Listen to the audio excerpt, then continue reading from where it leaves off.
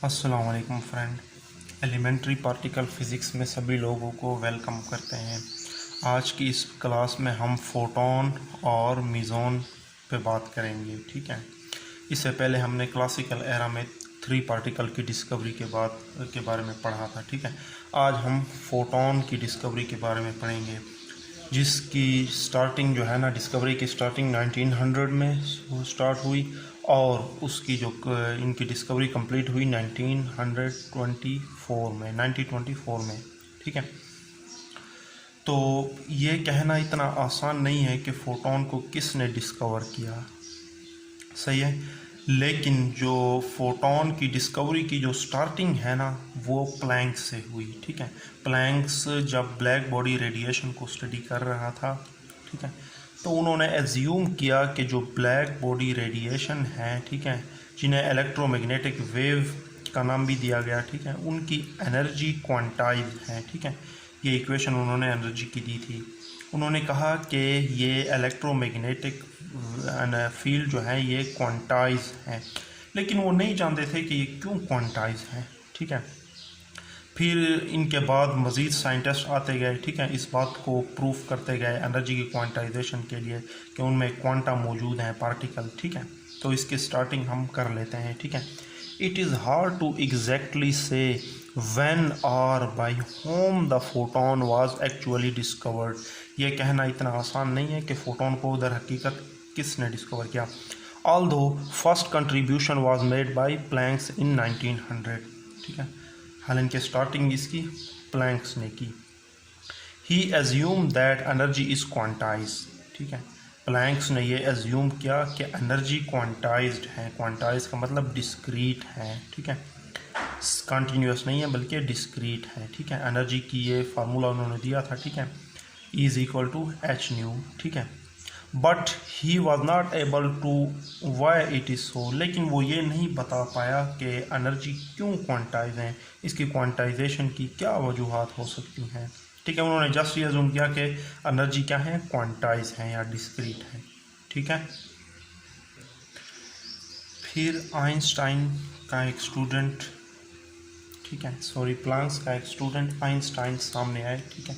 उन्होंने कहा कि क्वांटाइजेशन जो है ना, ये एक फीचर है इलेक्ट्रोमैग्नेटिक फील्ड की, ठीक है।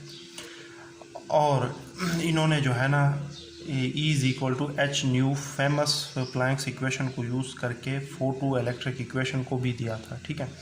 In 1905 Einstein argue that quantization was feature of electromagnetic field, ठीक है। उन्होंने कहा ये एक फीचर है इलेक्ट्रोमैग्नेटिक फील्ड की, ठीक है। फिर 1923 में एच कॉम्पटन ने एक एक्सपेरिमेंट दिया था, ठीक है, जो कि पार्टिकल नेचर ऑफ लाइट था, ठीक है। उनके एक्सपेरिमेंट में उन्होंने ये प्रूफ किया कि लाइट जो है ना, किसी पार्टिकल के साथ जब स्ट्राइक करती हैं तो वो अपनी वेवलेंथ जो है ना शिफ्ट कर देती हैं उस पार्टिकल को, या जिस चीज़ के साथ भी लाइट स्ट्राइक करती हैं तो वो अपनी वेवलेंथ शिफ्ट कर देती हैं। तो उन्होंने जो है ना रिलेशन से ये प्रूफ किया था कि लाइट जब ट्रेवल करती है तो ये एज ए वेव होती हैं, लेकिन जब वो स्ट्राइक करती हैं तो वो एज ए पार्टिकल होती हैं, ठीक है। In 1923, A.H. Compton found that the light scattering particle at rest shift its wavelength, ठीक है। तो वो अपनी वेवलेंथ जो है ना शिफ्ट कर देती हैं। Hence it is a quanta of electromagnetic field, लिहाजा जो है ना ये एक इलेक्ट्रोमैग्नेटिक फील्ड की क्वांटा है, ठीक है। मतलब इलेक्ट्रोमैग्नेटिक फील्ड की जो है ना क्वांटा पार्टिकल नेचर को बोलते हैं, पार्टिकल नेचर है, ठीक है। तो उस पार्टिकल को नाम जो सजेस्ट किया वो जी लेविस थे, ठीक है। 1924 में उन्होंने जो है ना इस पार्टिकल को फोटोन का नाम दिया, और इसके लिए हम सिंबल गामा यूज़ करते हैं यूजुअली, ठीक है। तो this is all about photon, आपको समझ आ गई होगी, ठीक है। स्टार्टिंग जो है ना प्लैंक्स ने की थी। उन्होंने बोला था कि जो इलेक्ट्रोमैग्नेटिक वेव है या एनर्जी जो है, ठीक है, वो क्या है, क्वांटाइज हैं, लेकिन वो नहीं बता पाए क्यों क्वांटाइज हैं। फिर 1905 में जो है ना आइंस्टाइन ने कहा कि क्वांटाइजेशन जो है ना इलेक्ट्रोमैग्नेटिक फील्ड की एक फीचर है। फिर 1923 में जो है ना कॉम्पटन ने ये प्रूफ किया कि लाइट जो है ना किसी पार्टिकल के साथ जब स्ट्राइक करती हैं तो वो अपनी वेवलेंथ को शिफ्ट कर देती हैं, ठीक है। फिर जो है नेम जो सजेस्ट करने वाले केमिस्ट का नाम है जी लेविस, ठीक है। उन्होंने फोटोन का नेम सजेस्ट किया और उनके लिए सिंबल चूज़ किया गामा। ठीक है, इसके बाद अब हम नेक्स्ट टॉपिक पे बात करते हैं मीज़ॉन। ठीक है, मीज़ॉन पार्टिकल की जो स्टार्टिंग हुई डिस्कवरी की वो 1934 से हुई और इसकी स्टार्टिंग इसकी जो डिस्कवरी कंप्लीट हुई वो 1947 में हुई। ठीक है, इसको डिस्कवर करने वाले साइंटिस्ट का नाम है युकावा। उन्होंने 1934 में ये एज्यूम किया कि न्यूक्लियस के अंदर जो प्रोटॉन्स और न्यूट्रॉन हैं, ठीक है, वो एक स्ट्रॉन्ग न्यूक्लियर फोर्स की मदद से एक दूसरे के साथ बेंट हैं। तो वो स्ट्रॉन्ग न्यूक्लियर फोर्स उन्होंने कहा एक क्वांटाइज नेचर की हैं, क्वांटा नेचर की हैं, डिस्क्रीट नेचर की हैं, मतलब कि उसमें भी पार्टिकल मौजूद हैं। ठीक है, In 1934, the first significant of strong force was proposed by Yukawa. ठीक है, Yukawa assumed that there is short range forces between proton and neutron. ठीक है, Yukawa ने ये assume किया कि प्रोटॉन और न्यूट्रॉन के बीच में एक बहुत ही स्ट्रॉन्ग न्यूक्लियर फोर्स एग्जिस्ट करती हैं जो कि शॉर्ट रेंज है। शॉर्ट रेंज का मतलब यही है कि इसकी रेंज न्यूक्लियस तक ही है, न्यूक्लियस से बाहर नहीं है। ठीक है, न्यूक्लियस की हदूद तक ही है।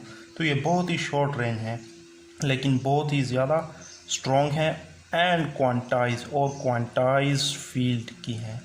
ठीक है, तीन बातें हुई। ठीक है, शॉर्ट रेंज है, स्ट्रॉन्ग है एंड क्वांटाइज है। ये तीन बातें किसने बताई? युकावा ने बताई।